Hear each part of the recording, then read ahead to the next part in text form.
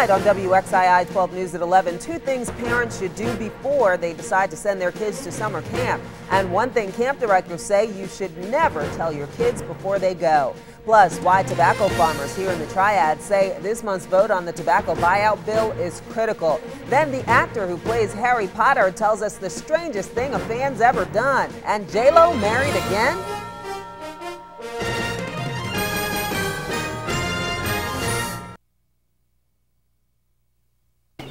You want to swing? You want to swing?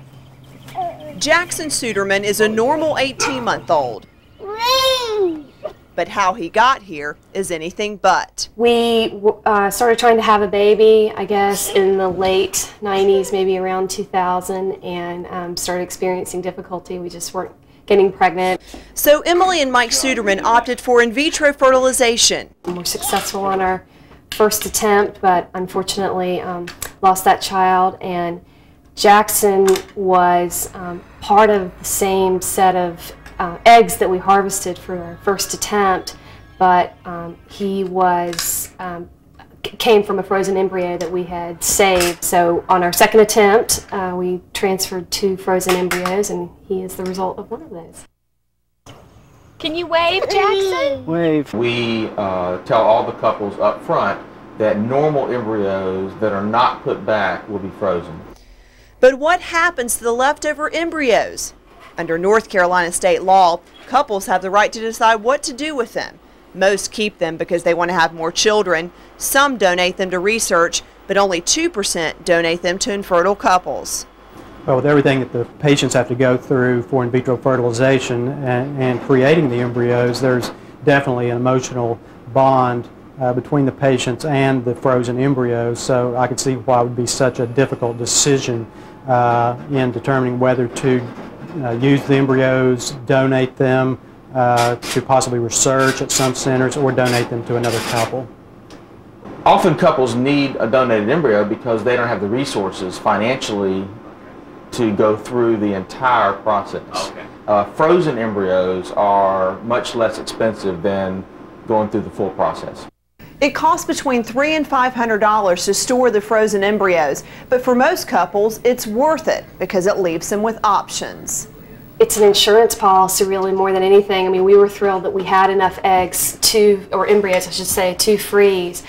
Because the thing with IVF is there's less than a 50% chance that it will succeed. And even if you do have a successful cycle like we did, you still have the normal chances, like any woman who could then go on and miscarry. As for the Sudermans, they used all their frozen embryos to conceive Jackson, but if they decide to have another child and are left with extra embryos, they would consider donating. I think we would consider, although I don't think we've thought through it fully, but we would certainly consider donating them to other infertile couples because we've been there and we know what it's like to be in a situation where you're told you can't have children unless you go the high-tech route. So it took the high-tech route for Jackson to get here, but the Sudermans say it was worth it. In Summerfield, Melissa Marsh, WXII 12 News.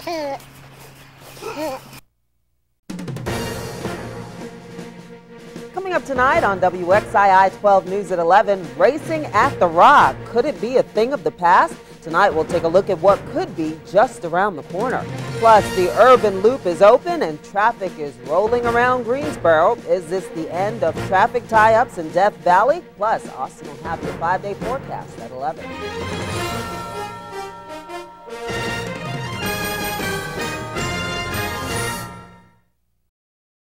Dudley Products proudly presents What Use Are Flowers, the timeless and moving play about hope, beauty, and the need to understand one another. Written by Pulitzer Prize-winning author Lorraine Hansberry and starring Malcolm Jamal Warner and Kim Fields. All part of the National Black Theater Festival with a special introduction by Mr. Larry Leon Hanlon himself. 8 p.m. August 4th and 5th at the North Carolina School of the Arts, and 8 p.m. August 6th, 7th, and 8th at the Stevens Center. Dudley Products and the National Black Theater Festival. Teamwork at its finest.